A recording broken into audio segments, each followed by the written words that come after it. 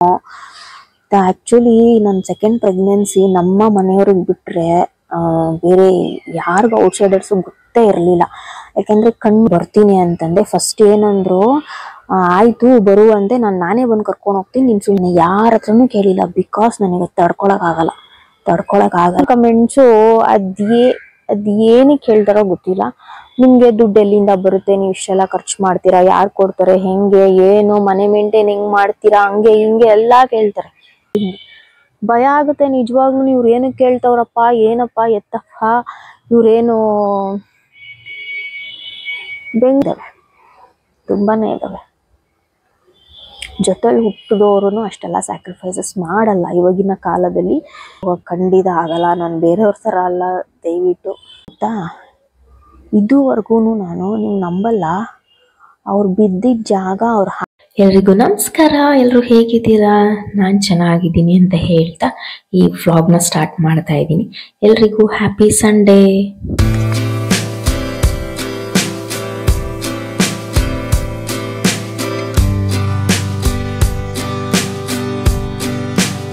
ಇನ್ನೊಂದೇನಪ್ಪ ಅಂದ್ರೆ, ಒಬ್ರು ಯೂಟ್ಯೂಬರು ಅವ್ರ ಮನೆಗೆ ಪೂಜೆ ಕರೆದಿದ್ರು ನಂಗೆ ನಿನ್ನೆ. ನನಗೆ ನಿಜಕ್ಕೂ ಹೋಗಕ್ಕಾಗ್ಲಿಲ್ಲ. ಇಲ್ಲಿ ಸ್ವಲ್ಪ ಬ್ಯುಸಿ ಆಯ್ತು, ಮತ್ತೆ ನೋಡಿ ತಮ್ಮನ ಮನೆಗೂ ಹೋಗಕ್ಕಾಗ್ಲಿಲ್ಲ. ಸೊ ಹತ್ರ ಇತ್ತು ಅಂತ ಹೇಳ್ಬಿಟ್ಟು ಒಬ್ರು ಅಮ್ಮ ಕರೆದಿದ್ರಲ್ಲ, ಅವ್ರ ಮನೆಗೆ ಹೋಗ್ಬಿಟ್ಟು ಬಂದೆ ಅಷ್ಟೇ. ಅವ್ರ ಹೆಸರು ಬಂದು ವಿಜೆ ಸೌಂದರ್ಯ ವ್ಲಾಗ್ಸ್ ಅಂತ ಇದೆ ಯೂಟ್ಯೂಬ್ ಚಾನಲ್ ಅಲ್ಲಿ. ಸುಮಾರು ಜನ ನೋಡಿರ್ತೀರಾ. ತುಂಬಾ ಒಳ್ಳೆ ವ್ಯಕ್ತಿ ಇರುವಂತಹ ಅಕ್ಕ ಅವರು. ನನ್ ಹಿಂಗೆ ಅವರ ವ್ಲಾಗ್ಸ್ ನೋಡ್ತಾ ಇದ್ದೆ, ಅವ್ರು ನನ್ನ ವ್ಲಾಗ್ಸ್ ನೋಡ್ತಾರೆ ಅಂತ ಅನ್ಸುತ್ತೆ. ಒಂದು ವಿಡಿಯೋಗೇನೋ ಕಮೆಂಟ್ ಮಾಡಿದ್ರು ನಂಗೆ. ಅದಾದ್ಮೇಲೆ ನಾನು ಅವ್ರಿಗೆ ಕಾಂಟ್ಯಾಕ್ಟ್ ಮಾಡಿದ್ದು. ಅವ್ರು ನನ್ಗೆ ಇನ್ವೈಟ್ ಮಾಡಿದ್ರು ಲಕ್ಷ್ಮಿ ಹಬ್ಬಕ್ಕೆ, ಮತ್ತೆ ಜೊತೆಗೆ ಸತ್ಯನಾರಾಯಣ ಸ್ವಾಮಿ ಪೂಜೆನೂ ಇಟ್ಕೊಂಡಿದ್ರಂತೆ. ನಿಜ ಇನ್ವೈಟ್ ಮಾಡಿದ್ರು ಅಂತ ತುಂಬಾ ಖುಷಿ ಆಯ್ತು ನಂಗೆ. ಬಟ್ ಹೋಗಕ್ಕಾಗಿಲ್ಲ ಅಂತ ತುಂಬಾ ಬೇಜಾರಾಯ್ತು ನಂಗೆ. ಅಷ್ಟು ಡೌನ್ ಟು ಅರ್ತ್ ಪರ್ಸನ್, ತುಂಬಾ ಡೌನ್ ಟು ಅರ್ತ್ ಪರ್ಸನ್ ಅನ್ಸುತ್ತೆ ಅವ್ರನ್ನ ನೋಡಿದ್ರೆ. ಆ ತರ ಇದ್ರೆ ಮಾತ್ರನೇ ತುಂಬಾ ಎತ್ತರ ಸ್ಥಾನಕ್ಕೆ ಬೆಳೆಯಕ್ ಸಾಧ್ಯ. ನಾನು ಈ ವಿಡಿಯೋ ಮೂಲಕ ಅವ್ರಿಗೆ ವಿಶ್ ಮಾಡ್ತೀನಿ, ನೀವಿನ್ನೂ ತುಂಬಾ ಎತ್ತರಕ್ಕೆ ಬೆಳಿಬೇಕು ಅಂತ ಹೇಳ್ಬಿಟ್ಟು. ಸೊ ಮುಂದೊಂದು ದಿವಸ ಯಾವಾಗಾದ್ರೂ ಭೇಟಿಯಾಗೋ ಒಂದು ಚಾನ್ಸ್ ಸಿಕ್ಕಿದ್ರೆ ಖಂಡಿತ ಬರ್ತೀನಿ. ಅಕ್ಕ, thank you so much invite ಮಾಡಿದ್ದಕ್ಕೆ. ತುಂಬಾ ಒಳ್ಳೆ ವ್ಯಕ್ತಿ ನಿಜಕ್ಕೂ. ಜಸ್ಟ್ ನಾನು ಅವರ ವಿಡಿಯೋಸ್ ನೋಡ್ಬಿಟ್ರೆ ಗೊತ್ತಾಗುತ್ತೆ ಅವ್ರು ಎಂಥ ವ್ಯಕ್ತಿ ಅಂದ್ಬಿಟ್ಟು. ಆ್ಯಂಡ್ ಇನ್ನೊಂದೇನು ಅಂತಂದ್ರೆ, ನಾನು ಜಾಸ್ತಿ ಏನು ಅವ್ರ ಜೊತೆ ಮಾತಾಡಿಲ್ಲ. ಸುಮ್ಮನೆ ಒಂದೆರಡು ಚಾಟ್ ಮಾಡಿರ್ಬೋದು ಅಷ್ಟೇನೆ. ಅಷ್ಟಕ್ಕೆ ಗೊತ್ತಾಗ್ಬಿಡುತ್ತೆ ಮನುಷ್ಯರು ಹೆಂಗೆ ಅಂತ ಅಂದ್ಬಿಟ್ಟು. ಜೊತೆಲಿರೋರ್ಗಿಂತ ನೋಡಿ, ನಮ್ಗೆ ಆಚೆ ಹೊರಗ್ನೋರು ಈ ಥರನೇ ಜಾಸ್ತಿ ನಮ್ಮನ್ನ ಒಳ್ಳೇದು ಬಯಸ್ತಾರೆ, ತುಂಬಾ ಸ್ವೀಟಾಗಿ ಮಾತಾಡಿಸ್ತಾರೆ ನನ್ನ. ಅದೊಂದು ತುಂಬಾ ನಾನು ಯೂಟ್ಯೂಬಿಗೆ ಬಂದು ಪಡ್ಕೊಂಡಿರೋದು. ಇಷ್ಟೆಲ್ಲ ಪಡ್ಕೊಂಡಿದ್ದೀನಿ ನಾನು ಯೂಟ್ಯೂಬಿಗೆ ಬಂದು. ತುಂಬಾ ಖುಷಿ ಅನ್ಸುತ್ತೆ, ಹೆಮ್ಮೆನೂ ಅನ್ಸುತ್ತೆ ನನಗೆ. ನನಗಿಂತ ತುಂಬಾ ದೊಡ್ಡವರು. So thank you so much invite ಮಾಡಿದ್ದಕ್ಕೆ. ಆ್ಯಂಡ್ ಮುಂದೊಂದ್ಸಲಿ ಸಿಗೋಣ, ಭೇಟಿ ಆಗೋಣ ಖಂಡಿತ. ನಿಮ್ಮ ಎಲ್ಲಾ ಒಂದು ಕೆಲಸ ಕಾರ್ಯಗಳಿಗೆ ನನ್ನ ಕಡೆಯಿಂದ ಆಲ್ ದಿ ಬೆಸ್ಟ್ ಅಂತ ಹೇಳಕ್ ಇಷ್ಟಪಡ್ತೀನಿ. ನೋಡಿ, ಸಾಂಬಾರ್ಗೆ ಇವಾಗ ಇದು ಹಣ್ಣುಳ್ಳಿಕಾಯಿ ಅಂತೆ, ಇದರಲ್ಲಿ ಮಸಾಲೆ ಸಾಂಬಾರ್ ಮಾಡ್ತಾರೆ. ಹುಳ್ಳಿಕಾಯಿ ಮತ್ತೆ ಕ್ಯಾರೆಟ್ ಹಚ್ಚಿಟ್ಕೊಂಡಿದ್ದೀನಿ, ಟೊಮ್ಯಾಟೊ 1-3 ತಗೊಂಡಿದ್ದೀನಿ. ಇಷ್ಟು ರೆಡಿ ಮಾಡಿದ್ದೀನಿ ಅಷ್ಟೇ. ಇವಾಗ ಬರ್ಲಿ ಇರಿ, ಮತ್ತೆ ಅವರೇ ಮಾಡ್ತಾರೆ. ನನಗೆ ದೇವರಾಣೆ ಮಾಡಕ್ ಬರಲ್ಲ. ಇದು ಹಣ್ಣುಳ್ಳಿಕಾಯಿನೂ ನಾನು ಯಾವಾಗ ತಿಂದಿರ್ತೀನಿ, ಬಟ್ ಗೊತ್ತಿಲ್ಲ ನನ್ಗಷ್ಟು ಮಾಡೋದಕ್ಕೆ ಸಾಂಬಾರು. ಅವ್ರು ಚೆನ್ನಾಗಿ ಮಾಡ್ತಾರೆ. ಇವತ್ತೊಂದು ಒಳ್ಳೆ ರೆಸಿಪಿ ತೋರಿಸ್ತೀನಿ ನಿಮ್ಗೆ, ಆಯ್ತಾ?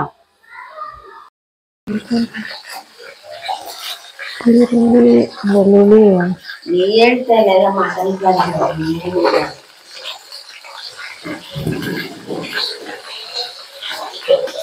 ಇದು ಸಾಂಬಾರ್ ಈರುಳ್ಳಿ, ಬೆಳ್ಳುಳ್ಳಿ, ಶುಂಠಿ, ಎಣ್ಣೆ ಜಾಸ್ತಿ ಹಾಕ್ಬೇಕು.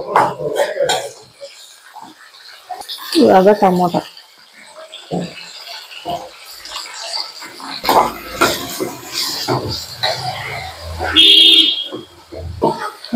ಚಕ್ಕೆ, ಲವಂಗ, ಮೆಣಸು,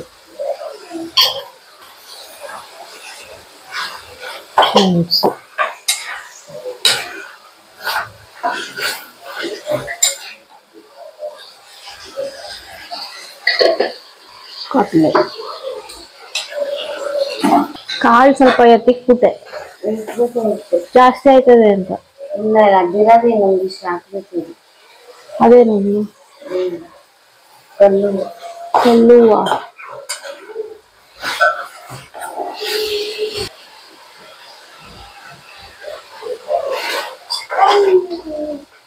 ಎದೋಳ ನೀನ್ಲೇ ಏನೋ ಮಾಡ್ತಾ ಇದೀಯ ಅಲ್ಲಿ ಕುತ್ಕೊಂಡು.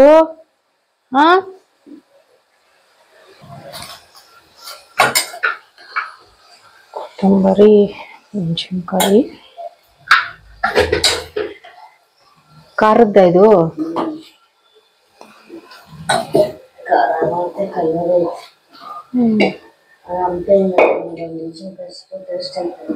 ಯಾವುದು ಇದು ಉಪ್ಪಿನಕಾಯಿಗೆಲ್ಲ ಅದೇ ಹಾಕ್ತೀವಿ.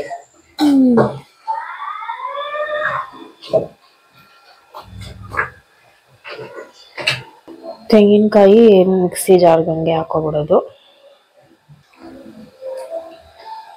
ಆಫ್ ಮಾಡ್ಲಾ? ಬೇಯ್ಲಿ ಇನ್ನೊಂದ್ ಸ್ವಲ್ಪ ಬೇಯ್ಬೇಕು. ಇವಾಗ ಫ್ರೈ ಮಾಡ್ಕೊಂಡಿದ್ನಲ್ಲ ಅದೆಲ್ಲ ನೋಡಿ ರುಬ್ಕೊಂಡು ಆದ್ಮೇಲೆ ಈ ರೀತಿ ಚಿಕ್ಕದು ಈರುಳ್ಳಿ ಬರುತ್ತಲ್ಲ ಅದನ್ನ ಹಾಕೊಳ್ಳಿ. ಸಾರು ತುಂಬಾನೇ ಟೇಸ್ಟ್ ಆಗಿರುತ್ತೆ ನೋಡಿ. ಮಸಾಲೆ ಎಲ್ಲ ಹಾಕೊಂಡು ಸ್ವಲ್ಪ ಫ್ರೈ ಮಾಡಿಕೊಂಡು ಅದಾದ್ಮೇಲೆ ತರಕಾರಿ ಹಾಕೊಂಡೆ. ಬೇಕಿದ್ರೆ ಬದನೆಕಾಯಿನೂ ಸಹ ಯೂಸ್ ಮಾಡ್ಬೋದು. ಅದಾದ್ಮೇಲೆ ಹಣ್ಣುಳಿಕಾಯಿ ಹಾಕೊಂಡೆ. ಎಷ್ಟು ಚೆನ್ನಾಗಾಗಿತ್ತು ಗೊತ್ತಾ ಸಾಂಬಾರ್. ಮಾತ್ರ ನಾನು ಯಾವತ್ತೂ ತಿಂದಿರಲಿಲ್ಲ, ಬಟ್ ಇದು ಚಪಾತಿಗೆ, ಪೂರಿಗೆ, ದೋಸೆಗೆ ತುಂಬಾನೇ ಚೆನ್ನಾಗಿರುತ್ತೆ. ನೀವು ಕೂಡ ಟ್ರೈ ಮಾಡಿ ಆಯ್ತಾ. ಫೈನಲಿ ನೋಡಿ ಕುಕ್ಕರಲ್ಲಿ 2 ವಿಜಿಲ್ ಕೂಗಿಸ್ಕೊಂಡಾದ್ಮೇಲೆ ನಮ್ಮ ಸಾಂಬಾರ್ ರೆಡಿ. ಸೊ ಅಡುಗೆ ಊಟ ಎಲ್ಲ ಮುಗಿಸ್ಕೊಂಡು ಆರಾಮಾಗಿ ಟೆರೆಸ್ ಮೇಲೆ ಬಂದು ನಿಂತ್ಕೊಂಡಿದ್ದೀನಿ. ಮಕ್ಕಳು ಮಲ್ಕೊಂಡಿದ್ದಾರೆ ಆಯ್ತಾ.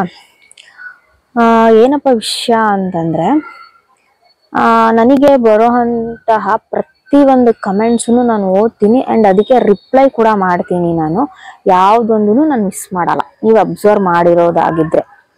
ಆ್ಯಂಡ್ ಅದರಲ್ಲಿ ನಂಗೆ ತುಂಬ ಅಂತಂದರೆ ಪ್ರತಿಯೊಬ್ಬ ಯೂಟ್ಯೂಬರ್ಸ್ಗೂ ಬಂದೇ ಬರುತ್ತೆ ಈ ಥರದ್ದು. ನಿಮ್ಮ ಮನೆಯಲ್ಲಿ ನೀವೆಲ್ಲಿರೋದು ಅಂತ ಬಂದೇ ಬರುತ್ತೆ. ಸೊ ಏನು ಹೇಳ್ಬೋದು ನಾವು ಅದಕ್ಕೆ ಅಂತಂದರೆ, ನಾವಿರೋದು ಬೆಂಗಳೂರಲ್ಲಿ ಅಂತ ಸಿಂಪಲ್ ಆಗಿ ಹೇಳಿ ಮುಗಿಸ್ಬಿಡ್ಬೋದು. ಬೆಂಗಳೂರು, ದಾವಣಗೆರೆ, ಮೈಸೂರು ಈ ಥರ ಹೇಳ್ಬಿಟ್ಟು ಮುಗಿಸ್ಬೋದು.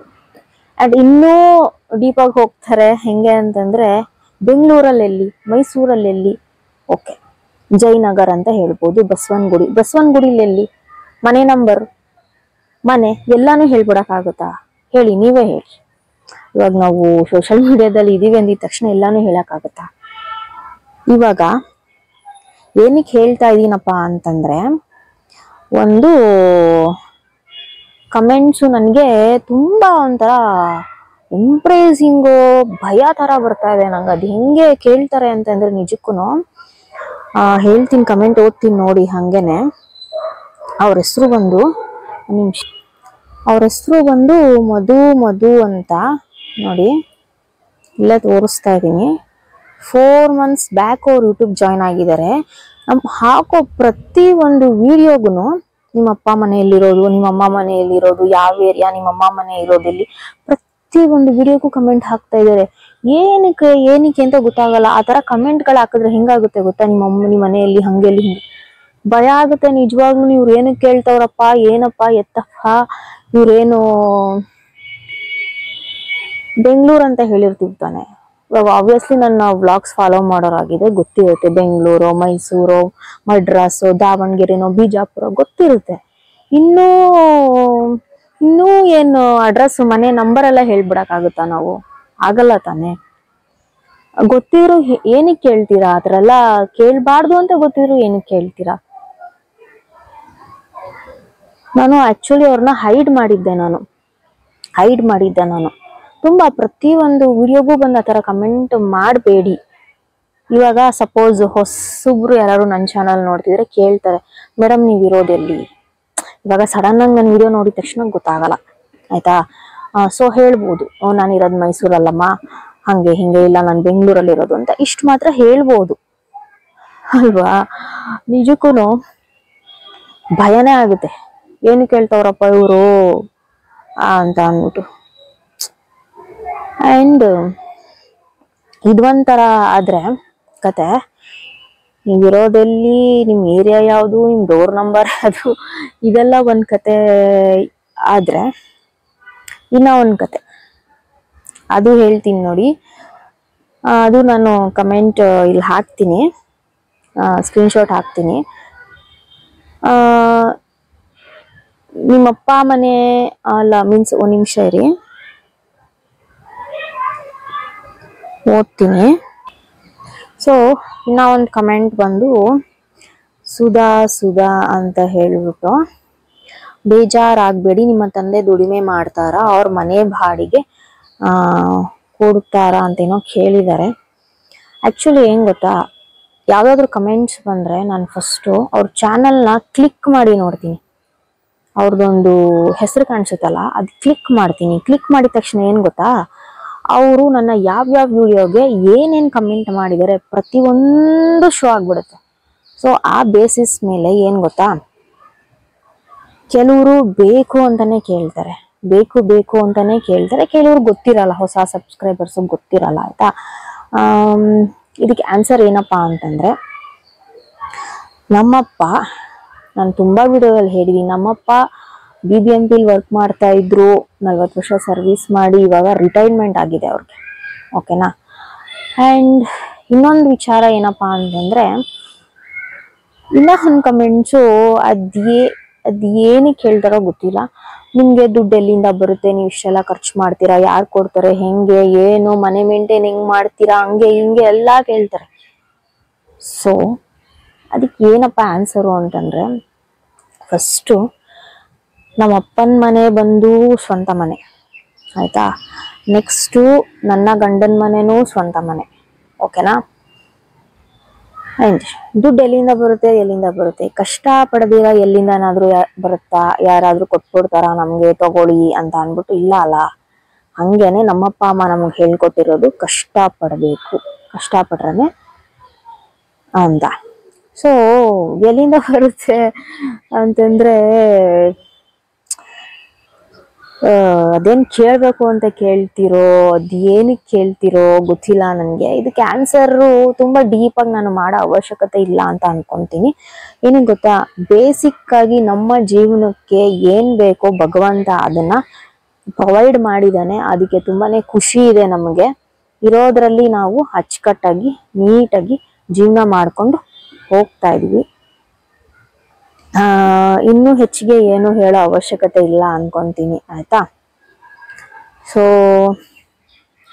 ಸುಮಾರು ನನ್ನ 1 ವರ್ಷದಿಂದ ಫಾಲೋ ಮಾಡ್ತಿರೋರ್ಗೆ ಅಥವಾ ನ್ಯೂ ಸಬ್ಸ್ಕ್ರೈಬರ್ ಆಗಿರ್ಬೋದು, ಪ್ರತಿಯೊಬ್ರಿಗೂ ಗೊತ್ತಿರುತ್ತೆ ಆಲ್ಮೋಸ್ಟ್. ನನ್ನ ಲೈಫ್ ಸ್ಟೈಲ್ ನೋಡಿದ್ರೆ ಗೊತ್ತಾಗ್ಬಿಡುತ್ತೆ ಹೆಂಗಿದ್ದಾಳೆ ಹುಡುಗಿ, ಹೆಂಗೆ ಏನು ಅಂತ ಅಂದ್ಬಿಟ್ಟು ಅಲ್ವಾ. ಕೆಲವೊಬ್ರದ್ದು ಲೈಫ್ ಸ್ಟೈಲ್ ನೋಡಿದ್ರೆ ಗೊತ್ತಾಗುತ್ತೆ, ಒಂದು ಗೆಸ್ಸಿಂಗ್ ಮಾಡ್ಬೋದು ನಾವು ಅಲ್ವಾ. ಹಾಗಾಗಿ ಸೊ ಕೆಲವೊಂದಷ್ಟು ಇದಕ್ಕೆ ಆನ್ಸರ್ ಸಿಕ್ತು ಅಂತ ಅನ್ಕೊಂತೀನಿ. ಓಕೆ ನೋಡಿ, ಮಕ್ಕಳು ಬಟ್ಟೆ ಮೇಲ್ಗಡೆ ಒಣಗಾಕಿದ್ರು, ಎತ್ಕೊಂಡು ಹೋಗೋಣ ಅಂತ ಬಂದೆ. ಈ ಮಳೆಗಾಲ ಬಂದ್ಬಿಟ್ರೆ ಬಟ್ಟೆಗಳೇ ಒಣಗಲ್ಲ, ಏನು ಮಾಡೋದು ಅಂತಾನೆ ಗೊತ್ತಾಗಲ್ಲ. ಎಸ್ಪೆಷಲಿ ಮಕ್ಕಳು ಬಟ್ಟೆ ನೋಡಿ, ಅರ್ಧಂಬರ್ಧ ಒಣಗೈತೆ ನೋಡಿ. ಈ ಥರ ದಪ್ಪ ಬಟ್ಟೆ ಸ್ವೆಟ್ ಶರ್ಟ್ಸ್ ಆ ಥರದ್ದು ಒಣಗೋದೇ ಇಲ್ಲ. ಈಗ ಎಷ್ಟು ಒಣಗೈತೋ ಅಷ್ಟನ್ನು ಎತ್ಕೊಂಡು ಹೋಗ್ಬೇಕಷ್ಟೆ. ನೋಡಿ, ಮೋಡ ಬೇರೆ ಮುಚ್ಕೊಂಡೈತೆ, ಮಳೆ ಬರೋ ಸೀನ್ ಇದೆ, ತುಂಬಾನೇ ಭಾರಿ ಮಳೆ ಅಂದ್ಬಿಟ್ಟು ವೆದರ್ ಫೋರ್ಕಾಸ್ಟ್ ತೋರಿಸ್ತಾ ಇದೆ ನೋಡಿ.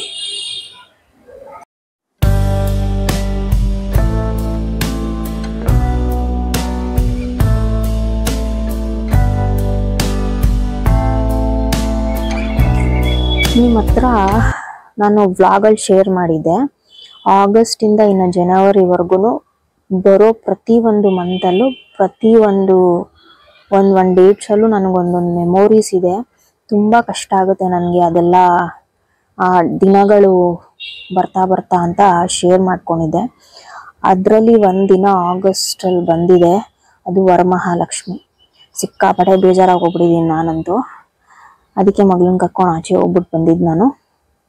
ಏನಪ್ಪ ಈ ಹಬ್ಬದಲ್ಲಿ ನನಗೊಂದು ನೆನಪು ಅಂತಂದರೆ, ನಮ್ಮ ಮನೆಯವರು ಇದ್ದಾಗ ಏನಾಯಿತು ಗೊತ್ತಾ, ಅವಾಗ ನಾನು ಅವಾಗ 4 ತಿಂಗಳು ಪ್ರೆಗ್ನೆಂಟ್ ಇದ್ದೆ. ಸೊ ಲೋ ಲೈನ್ ಪ್ಲೆಸೆಂಟಾ ಅಂತ ಹೇಳಿದರು ನನ್ನ ಮಗನ ಪ್ರೆಗ್ನೆನ್ಸಿಲಿ. ನನಗೆ ಅಲ್ಲಿ ರೆಸ್ಟ್ ತೊಗೊತಾ ಇದ್ದೆ ನಾನು.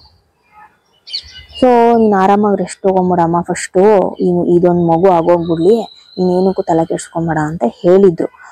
ಸೊ ಏನಾಯಿತು, ಹಬ್ಬದ ಹಿಂದಿನ ದಿವಸ ನಾನು ಇಲ್ಲೂ ಹಬ್ಬ ಮಾಡ್ತಾರೆ, ನಮ್ಮ ಅಮ್ಮನ ಮನೇಲೂ ಹಬ್ಬ ಮಾಡ್ತಾರೆ. ನಮ್ಮ ಅಮ್ಮನ ಮನೇಲಿ ಹೆಂಗೆ ಅಂತಂದರೆ, ನನ್ನ ಮದುವೆ ಆದಮೇಲೆ ಬೆಳ್ಳಿ ಮುಖವಾಡ ಇಟ್ಟು ಹಬ್ಬ ಮಾಡೋಕ್ಕೆ ಸ್ಟಾರ್ಟ್ ಮಾಡಿದ್ದು ಆಯಿತಾ. ಇಲ್ಲೂ ಯಲಹಂಕದಲ್ಲೂ ಅವ್ರು ಸುಮಾರು ವರ್ಷಗಳಿಂದ ಮಾಡ್ತಾರೆ. ಸೊ 2 ಕಡೆನೂ ಮ್ಯಾನೇಜ್ ಮಾಡಬೇಕಲ್ಲ ಅಂತ ಅಂದ್ಬಿಟ್ಟು, ನಾನು ಬರ್ತೀನಿ ಮನೆಗೆ, ಪ್ಯಾಕ್ ಎಲ್ಲ ಮಾಡ್ಕೊಂಬಿಟ್ಟಿದ್ದೀನಿ ಅಂತಂದೆ. ಇಲ್ಲ ನಾನೇ ಬರ್ತೀನಿ, ನೀನು ಬರಬೇಡ, ಓಡಾಡಬೇಡ ಜಾಸ್ತಿ ಅಂತ ಅಂದರು.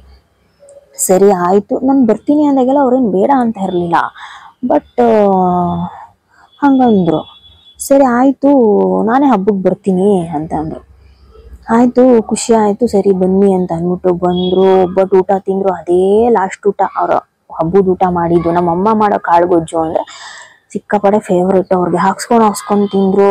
ಆಮೇಲೆ ಇನ್ನೊಂದು ಏನು ಅಂತಂದರೆ, ಅವರು ಎಲ್ಲಾರನ್ನೂ ಒಟ್ಟಿಗೆ ಕೂರಿಸ್ಕೊಂಡು ಊಟ ಮಾಡ್ತಾರೆ. ನಮ್ಮ ಮನೇಲಿ ಬಂದರೆ ಮಾವ ಬನ್ನಿ, ಅತ್ತೆ ಬನ್ನಿ, ನೀನು ಬಾರೆ ಅಂತೆಲ್ಲ ಕುತ್ಕೊಂಡು ಊಟ ಮಾಡೋ ಅಭ್ಯಾಸ. ನನ್ನ ಮಕ್ಳಿಗೂ ಅದೇ ಬಂದಿರೋದು ಆಯಿತಾ. ಅವ್ರು ಒಬ್ಬರೊಬ್ಬರೇ ಊಟಕ್ಕೆ ಕುತ್ಕೊಳಲ್ಲ, ನಾನು ಕುತ್ಕೋಬೇಕು, ಇಲ್ಲಾಂದರೆ ನಮ್ಮ ಅಪ್ಪ ಅಮ್ಮ ನಾನು ಎಲ್ಲ ಕಂಪ್ಲೀಟ್ ಫ್ಯಾಮಿಲಿ ಕುತ್ಕೊಂಡು ಊಟ ಮಾಡಿಸ್ಬೇಕು ಅವ್ರು. ಹಿಂಗಿರ್ಬೇಕಾದ್ರೆ ಊಟ ಎಲ್ಲ ಆಯಿತು, ಆಚೆ ಎಲ್ಲ ಓಡಾಡಿಕೊಂಡು ನೆಕ್ಸ್ಟ್ ಡೇ ಡಾಬಾಗೂ ಕರ್ಕೊಂಡು ಹೋದ್ರು. ಎಲ್ಲ ಚೆನ್ನಾಗಿ 2 ದಿವಸ ಖುಷಿಯಿಂದ ಮಗಳ ಜೊತೆ ಎಲ್ಲ ಚೆನ್ನಾಗಿದ್ರು, ಫೋಟೋ ಎಲ್ಲ ತೆಗೆಸ್ಕೊಂಡ್ರು ಆಯಿತಾ. ಅದಾದಮೇಲೆ ಏನಂದ್ರು, ಸರಿ ನಾನು ಸೋಮವಾರ ಬರ್ತೀನಿ ರೀ ಅಂತಂದೆ. ಏನಕ್ಕೆ, ಬೇಡ ಇರು, ನಮ್ಮಮ್ಮನೇ ಹೇಳೋರೆ, ನಿನ್ನ ನೋಡೋಕೆ ಅವರೇ ಬರ್ತಾರಂತೆ ಅಂತ ಅಂದ್ಬಿಟ್ಟು. ಅಯ್ಯೋ ಇದೇನಿದು, ನಾನು ಬರ್ತೀನಿ ಅಂದರೆ ಇದ್ಯಾಕೆ ಹಿಂಗೆ ಹೇಳ್ತವ್ರೆ ಅಂತ ನಾನು ಅವತ್ತು ಹೋಗ್ಬಿಟ್ಟಿದ್ದಿದ್ರೆ ಚೆನ್ನಾಗಿರ್ತಿತ್ತೇನೋ ನಿಜವಾಗ್ಲೂ. ಯಾರ್ದೋ ಮಾತು ಕೇಳಿಕೊಂಡು ಶುಕ್ರವಾರ ಹಬ್ಬ ಆಗೈತೆ, ಸೋಮವಾರ ನಾನು ಬರ್ತೀನಿ ಅಂತಂದೆ. ಫಸ್ಟ್ ಏನಂದ್ರು, ಆಯಿತು ಬರುವಂತೆ, ನಾನೇ ಬಂದು ಕರ್ಕೊಂಡು ಹೋಗ್ತೀನಿ, ನೀನು ಸುಮ್ಮನೆ ಇದ್ರಲ್ಲೆಲ್ಲ ಬರಬೇಡ ಅಂತಂದ್ರು. ಅದಾದಮೇಲೆ ಏನಾಯಿತು, ಅವರಮ್ಮ ನಮ್ಮ ಅತ್ತೆ ಇಲ್ಲ ನಾವೇ ಹೋಗೋಣ ನೋಡೋಕ್ಕೆ ಅಂತ ಅಂದ್ರಂತೆ. ನಮ್ಮ ಅಮ್ಮನೇ ಬರ್ತಾರೆ ಇರು, ಇನ್ನೊಂದು 4 ದಿವಸ ರೆಸ್ಟ್ ತೊಗೊಂಬಿಡು ಅಂತ ಅಂದರು. ಸರಿ ಬುಧವಾರ ಬಂದರು ನೋಡೋಕ್ಕೆ. ನಮ್ಮ ಅತ್ತೆನೂ ನನ್ನ ಗಂಡ ಬಂದರು, ನನ್ನ ಮಗಳನ್ನ ಎಲ್ಲ ನೋಡಿಕೊಂಡು ಶುಕ್ರವಾರ ಬಂದಿದ್ರು, ತಿರ್ಗಾ ಬುಧವಾರ ಬಂದರು. ಬುಧವಾರ ಬಂದಿದ್ದು ಊಟ ಮಾಡ್ಕೊಂಡು ಕುತ್ಕೊಂಡ್ರು. ಅದೇನು ಅವತ್ತು ಬಡ್ದಿತ್ತೋ ಏನೋ ಗೊತ್ತಿಲ್ಲ, ಯಾವಾಗಲೂ ಊಟ ಕುತ್ಕೊಳ್ಳೋಳು ನಾನು. ಅವತ್ತು ಕರೆದ್ರು, ಬಾ ಊಟ ಕುತ್ಕೊ ಅಂದೆ. ನೀವು ತಿನ್ರಿ, ನಾನು ಆಮೇಲೆ ತಿಂತೀನಿ, ನಂಗೆ ಊಟ ಸೇರ್ತಾ ಇಲ್ಲ ಅಂದ್ಬಿಟ್ಟು ನಮ್ಮಮ್ಮ ಸೊಂಡಿಗೆ ಮಾಡಿದ್ರು. ಅದನ್ನ ಮಾತ್ರ ತಿನ್ಕೊಂಡು ಕುತ್ಕೊಂಡೆ ಅವ್ರ ಜೊತೆ.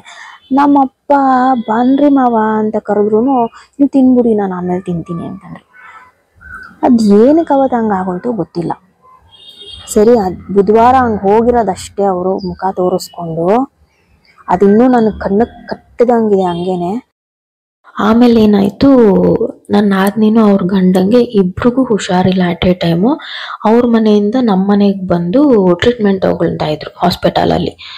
ಆಮೇಲೆ ನನ್ನ ಗಂಡ ಕಾಲ್ ಮಾಡ್ಬಿಟ್ಟು, ಇಲ್ಲಿ ನನ್ನ ತಂಗಿ ಬಂದಿದ್ದಾಳೆ, ಅವಳಿಗೆ ತುಂಬಾನೇ ಹುಷಾರಿಲ್ಲ, ವಿಚಾರಿಸ್ಕೋ ಅಂತ ಹೇಳಿದ್ರು. ಸರಿ ನಾನು ಕಾಲ್ ಮಾಡ್ಬಿಟ್ಟು, ಏನಾಯ್ತಕ್ಕ, ಹೆಂಗಿದ್ದೀರಾ, ಏನು ಎತ್ತ ಅಂತ ಅಂದ್ಬಿಟ್ಟು ಎಲ್ಲ ವಿಚಾರಿಸ್ಕೊಂಡೆ. ಆ್ಯಕ್ಚುಲಿ ಗೊತ್ತಿತ್ತು ಅವ್ರು ಇಂಥ ದಿವಸ ಬರ್ತಾರೆ ಅಂತ ಹೇಳ್ಬಿಟ್ಟು, ಇವ್ರಿಗೆಲ್ಲ ಗೊತ್ತಿತ್ತು ಆ್ಯಕ್ಚುಲಿ. ಶನಿವಾರ ನೈಟು 7:30 8:30 ಈ ಥರ ಆಕ್ಸಿಡೆಂಟ್ ಆಗಿರೋದು. ಆಮೇಲೆ ನಮ್ಮ ಅತ್ತೆ ನಮ್ಮ ಅಪ್ಪನ ಮೊಬೈಲ್ ಕಾಲ್ ಮಾಡಿದ್ರು. ನಾನು ಆ್ಯಕ್ಚುಲಿ ಏನು ಗೊತ್ತಾ, ಅವತ್ತು ಶನಿವಾರ ಮಗಳನ್ನ ನೋಡೋಕ್ಕೆ 5:30 ನಾನು ಕಾಲ್ ಮಾಡಿದಾಗ ಬರ್ತೀನಿ ಇರು ಮಗಳೇ ಅಂತ ಹೇಳಿದವರು 8:30 ಆದರೂ ಕಾಲ್ ಮಾಡಿಲ್ಲ. ನನ್ನ ಮಗಳು ಸೋಟ್ ಕಚ್ತಾ ಇದ್ಲು. ಏನಪ್ಪ ಹಿಂಗಾಯಿತು, ಏನಕ್ಕೆ ಹಿಂಗೆ ಕಚ್ತವಳೆ ಅಂತ ನಾನು. ಆಮೇಲೆ ಡೈರೆಕ್ಟು ನಮ್ಮ ಅಪ್ಪಂಗೆ ಕಾಲ್ ಮಾಡಿಬಿಟ್ರಲ್ಲ ನಮ್ಮ ಅತ್ತೆ, ನನ್ಗೆ ಎದೆನೇ ಹೊಡೆದೋಗಂಗಾಗೋಯ್ತು, ಏನೋ ಆಗೋಗ್ಬಿಟ್ಟೈತೆ ಅಂದ್ಬಿಟ್ಟು ಮಾಡಿ ಮೇಲೆ ಹೋದೆ.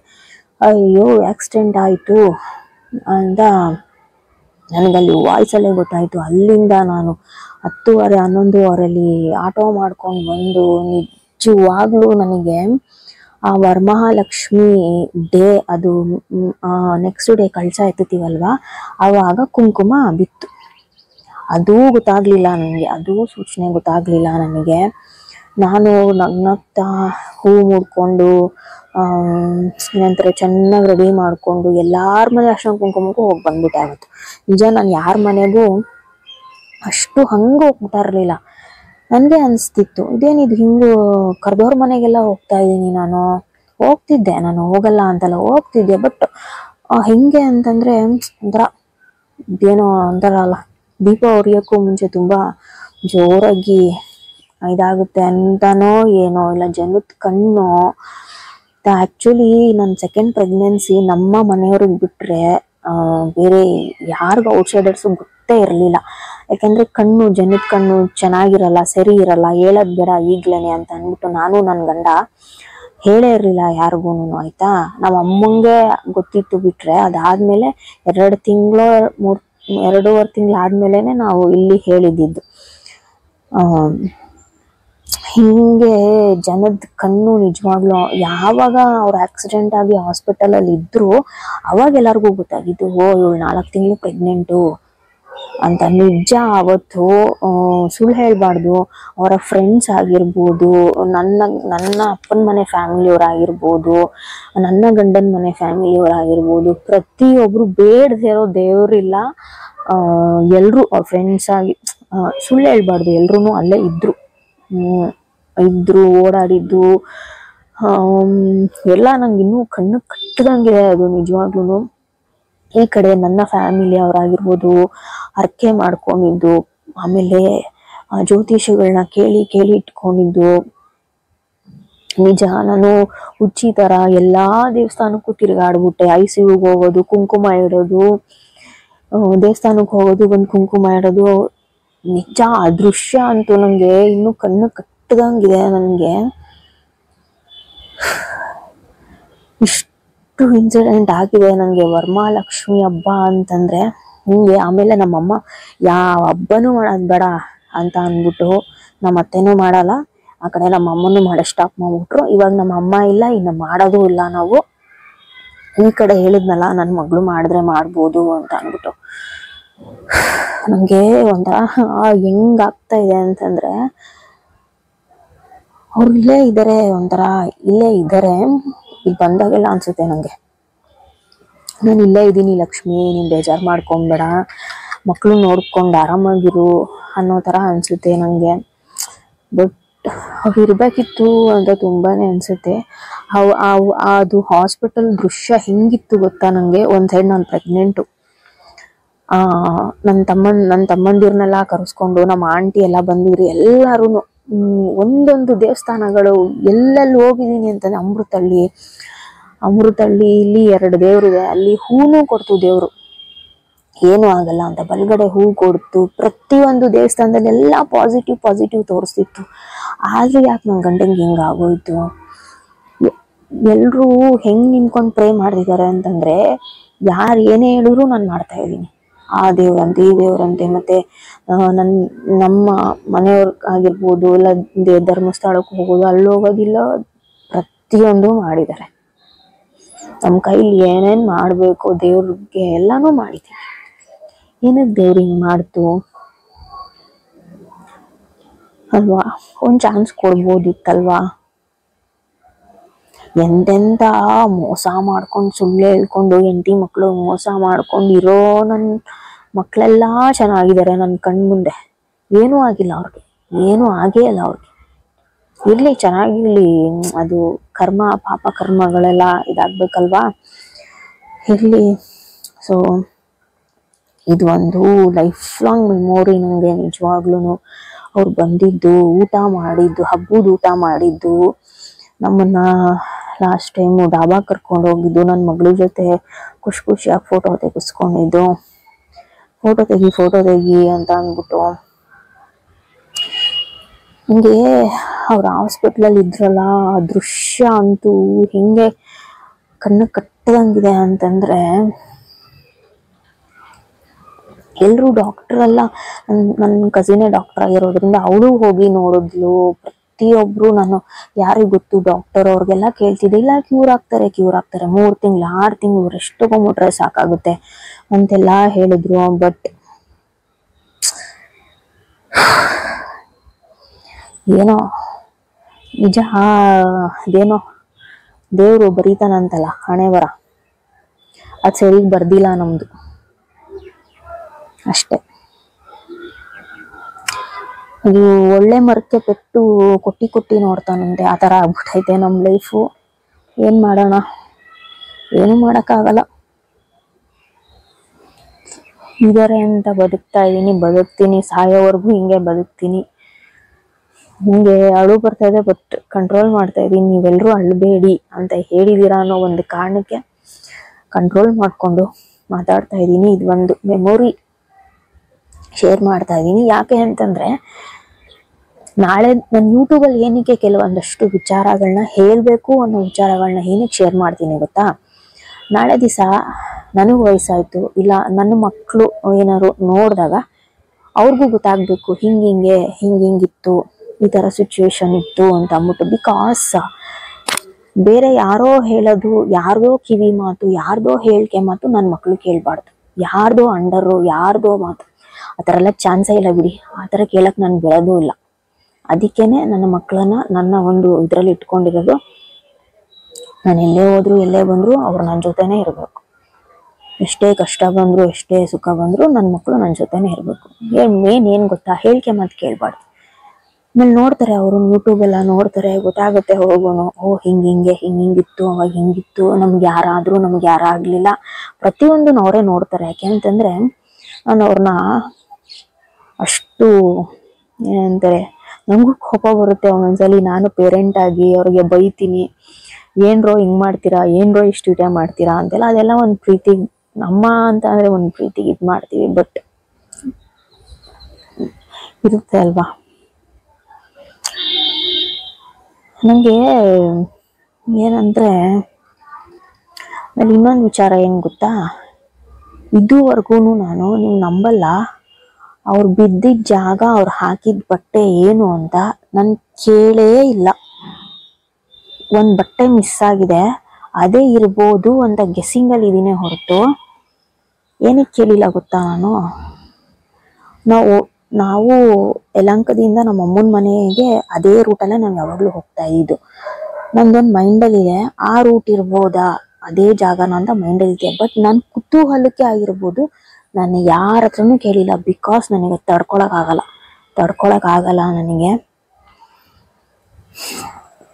ಹೌದು, ರಿಪೋರ್ಟ್ಸ್ ಎಲ್ಲ ಇರುತ್ತಲ್ಲ, ಅದನ್ನ ತೆಗೆದು ನೋಡಕ್ಕೂ ಭಯ ಆಗುತ್ತೆ ನನಗೆ. ಇದುವರೆಗೂ ತೆಗೆದು ನೋಡಕ್ಕೂ ಭಯ ಆಗುತ್ತೆ ನನಗೆ.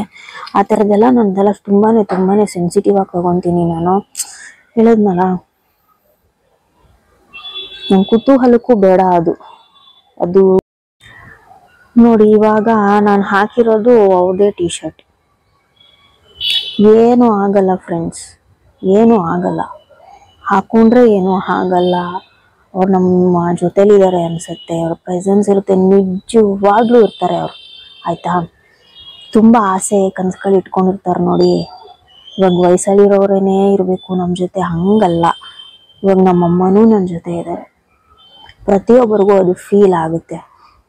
ಫೀಲ್ ಆಗಲ್ಲ ಅಂತ ಹೇಳಕ್ಕಾಗಲ್ಲ. ಆಯ್ತಾ,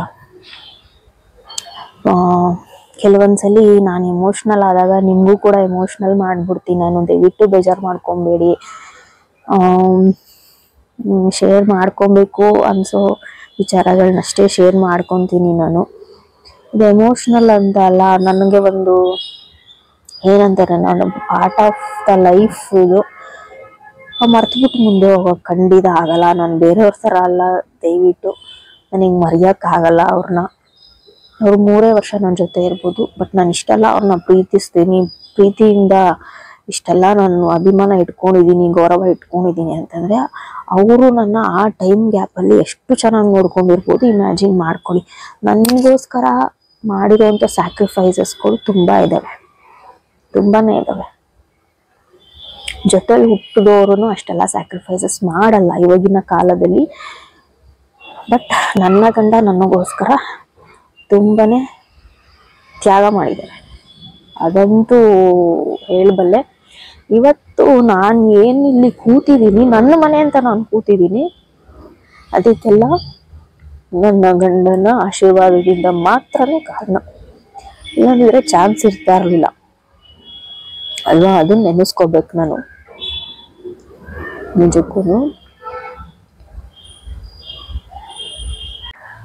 ನೋಡಿ ಇವಾಗ ತಿರ್ಗಾ ವ್ಯಾಕ್ಸಿನೇಷನ್ ಹಾಕ್ಸಕ್ ಹೋಗ್ಬೇಕು ನನ್ನ ಮಗನ್ಗೆ. ಲಾಸ್ಟ್ ಟೈಮ್ ಹೇಳಿದ್ದೆ, ಯಾರು ಕೂಡ ಮಿಸ್ ಮಾಡಬೇಡಿ. ಇದು ಬಂದು 1 year 8 months. ಇವಾಗ ಹೈಪಟೈಸಿಸ್ ಮತ್ತೆ ಇನ್ಫ್ಲೂಯೆನ್ಸಾ ಬೂಸ್ಟರ್ ಹಾಕ್ತೀನಿ ಅಂತ ಇಲ್ಲೇ ಬರ್ದ್ಬಿಟ್ಟಿದ್ದಾರೆ. 7th month ಅಲ್ಲಿ ಹಾಕ್ಸಿದೆ ನೋಡಿ. ತಿರ್ಗಾ ನೆಕ್ಸ್ಟ್ ಮಂತು ಕೂಡ ಹಾಕ್ಸ್ಬೇಕು ಅಂದ್ರು. ಅದಕ್ಕೆ ಇವಾಗ ಅವನ್ನ ಕರ್ಕೊಂಡು ಹೋಗ್ಬೇಕು. ಸಂಜೆ 6 ಗಂಟೆ ಆಗಿದೆ, ಮಳೆ ಬೇರೆ ಬರ್ತಾ ಇದೆ. ಇನ್ನ ನೋಡಿ 24 months ಮೀನ್ಸ್ ಸೆಕೆಂಡ್ ಇಯರ್ ಬರ್ತ್ಡೇಗೆ ಒಂದು ಇರುತ್ತೆ. ಅದಾದ್ಮೇಲೆ 4 to 5 year. ಇವಾಗ ನನ್ನ ಮಗಳು ಕೂಡ ಹಾಕಿಸ್ಬೇಕು ನಾನು 4 yearsಗೆ. ನೆಕ್ಸ್ಟ್ 10, 15 ಇನ್ನ ಇಷ್ಟಿದೆ ನೋಡಿ. ಇಲ್ಲೇ ಎಲ್ಲ ಕಂಪ್ಲೀಟ್ ಎಲ್ಲ ಬರೆದಿದ್ದಾರೆ. ಸೊ ಇವಾಗ ಹೋಗ್ಬೇಕು, ಮಳೆ ಬರ್ತಿದೆ. ನೋಡ್ತೀನಿ, ಆದ್ರೆ ಹೋಗ್ತೀನಿ, ಇಲ್ಲ ಬೆಳಗ್ಗೆ ಹೋಗ್ತೀನಿ. ನಿಯರ್ ಬೈ ಇರೋದು. ನಾನು ಹಿಂಗೆ ಮಾತಾಡ್ಕೊಂಡು ಕೂತ್ಕೊಂಡ್ರೆ ತುಂಬಾನೇ ಎಮೋಷ್ನಲ್ ಆಗಿ ಹೋಗ್ತೀನಿ. ಸೊ ವಿಡಿಯೋನ ನಾನು ಇಲ್ಲಿಗೆ ಎಂಡ್ ಮಾಡ್ತಾ ಇದ್ದೀನಿ. ಥ್ಯಾಂಕ್ ಯು ಸೋ ಮಚ್ ಎಲ್ರಿಗೂ.